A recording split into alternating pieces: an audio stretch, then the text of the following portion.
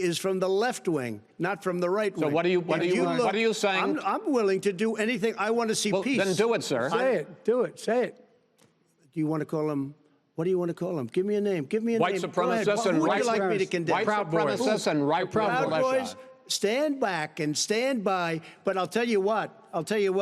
Somebody's got to do something about Antifa and the left, because this is not a right-wing problem. This is a left-wing. This is a left-wing problem.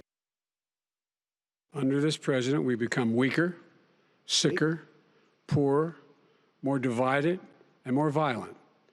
When I was vice president, we inherited a recession. I was asked to fix it. I did. We left him a booming economy, and he caused the recession. With regard to being weaker, the fact is that I've gone head-to-head with Putin and made it clear to him we're not going to take any of his stuff. He's Putin's puppy. He still refuses to even say anything to Putin about the bounty on the heads of American soldiers. Well, let's get a little bit more on what happened during this first debate from lawyer Joseph Haynes Davis. He joins us from Orlando in Florida. Always good to chat to you, Joseph. And in the past, you and I have spoken a lot about race relations in the U.S., the Black Lives Matter protests. That was obviously a big topic in this election debate. Did you feel that any candidate did enough to sway voters of color?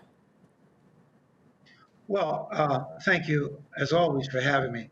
I like not to act like I represent all voters of color or all Black American voters. You have Black American voters of different political persuasions. You have Black American voters that are solidly Biden voters. You also have what I believe is a growing number of Black American voters who are beginning to take a look at President Trump. He just had a delivery of a speech in Atlanta, Georgia, this past week of Black American voters. I believe that this is such a polarizing political season in America that most Americans, no matter what the race, have made up their minds as to who they are going to vote for. I think this debate solidified their view as to who they're going to vote. And I agree with your previous guest there, who was at the debate tonight, that there might be a slither of undecideds, but I'm not sure if it's even that many undecideds. I believe that Americans know who they're going to vote for, and I believe that this debate solidified just who they are going to vote. Mm-hmm. One of the first issues that was discussed during this debate was the Supreme Court. It was President Trump's nominee to replace Ruth Bader Ginsburg. And is that very indicative of how important this issue is to Americans, the Supreme Court, and who serves on that court? Absolutely.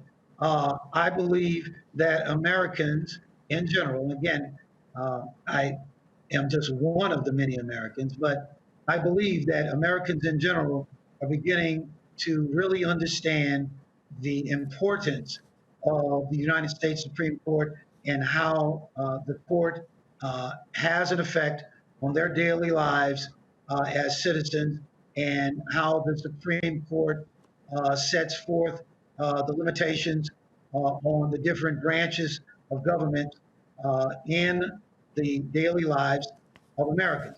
On the one hand, there are a lot of Americans who look to the Supreme Court for the expansion of privacy and Ninth Amendment freedoms for women's rights and women's health rights.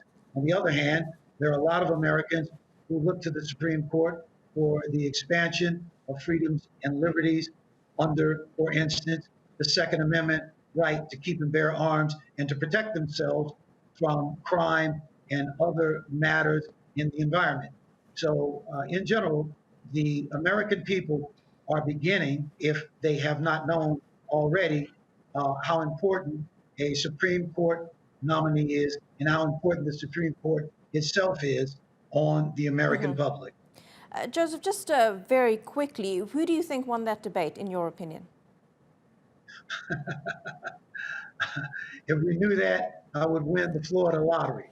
It all depends on who is looking through the political prism in which they function and think.